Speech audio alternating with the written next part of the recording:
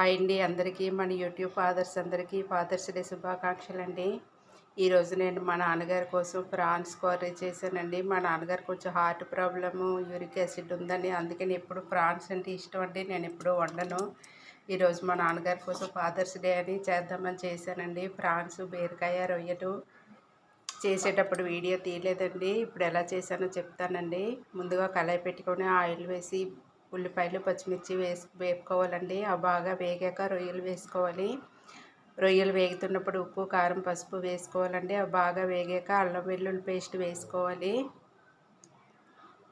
అవంతా మొత్తం బాగా వేగాక బీరకాయ ముక్కలు, టమాటా ముక్కలు వేసానండి. అవి బాగా మగ్గాక జీరా, ధనియా పొడి, కొంచెం మెంతుల పొడి అండి, అది కొంచెం మగ్గాక వాటర్ వేసుకోవాలండి. వాటర్ వేసాక కూర కొంచెం దగ్గరగా వచ్చాక గరం మసాలా పొడి, కస్తూరి మేతి, కొత్తిమీర వేసుకున్నానండి.